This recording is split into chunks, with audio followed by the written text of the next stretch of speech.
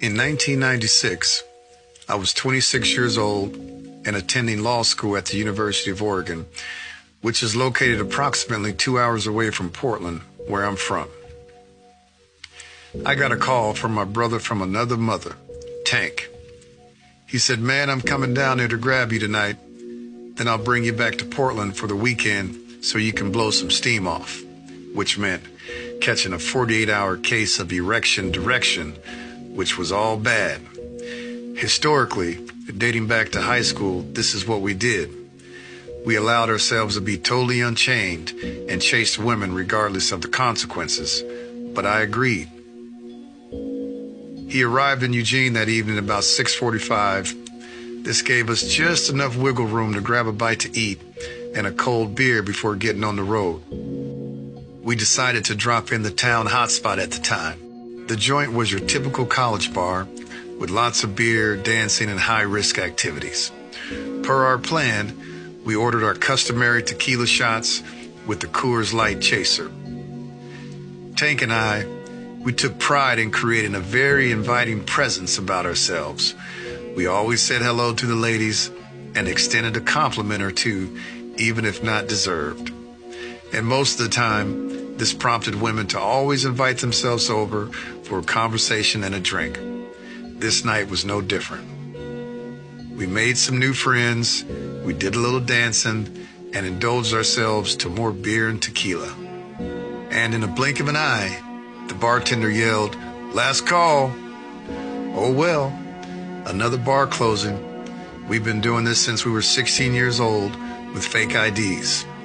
Let's chug some water and get on the road, my brother. Man, I said to myself, I'm glad bro is driving because I'm drunk right now. We made our way to the car, cranked up the music, and headed for the highway entrance, which was only minutes away. The last thing I said before we entered the highway was what we both usually said to one another in this circumstance. "Are you good?" Tank nodded and said absolutely. I trusted my bro with my life. I was fortunate to have two best friends in my life, and I knew them as well as they knew themselves. And each of us would tell the other if they couldn't manage the situation and yield to someone else.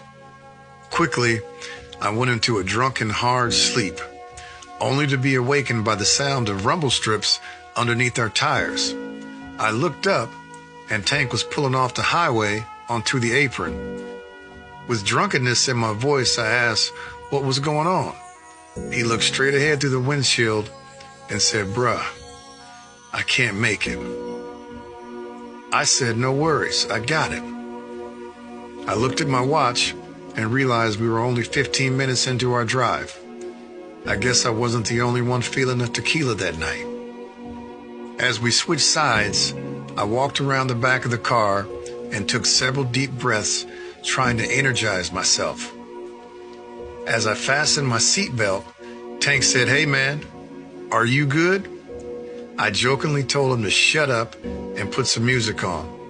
I wanted the music on to help me stay awake and also to drown out Tank's snoring. He was a big man, about 6'4", 300 pounds, and his snoring was crazy loud. I merged onto the highway en route to getting us home. We had about an hour and 45 minutes ahead of us, and I felt confident and awake. Tank and I had many nights like this all over the country and Canada. Miami, Atlanta, Cali, Louisiana, different states, but he knew that he could trust me with his life because I've done it so many times before. About 30 minutes in, I started to catch myself drifting a bit. My eyes were getting heavy, so I rolled down the window to let the air hit me. It worked for a bit, but I kept struggling to stay awake. At one point, my chin hit my chest, and I was completely on the rumble strips. As I regained control of the car, I looked over at Tank, and he was out cold. He had no idea that I was fighting to stay awake. In a moment of lucidness, I questioned myself about continuing. No, I told myself, don't stop. You can do this. Keep fighting. You'll be home in an hour. I continued on, fighting, nodding and drifting. I put the car in cruise and said to myself, I got this. Then it happened. I felt a slight pressure on my right arm, and I looked down and I saw Tank's left hand on my forearm and his right hand on the steering wheel. I let out a gasp, regained control over the vehicle, and continued on for a bit in silence.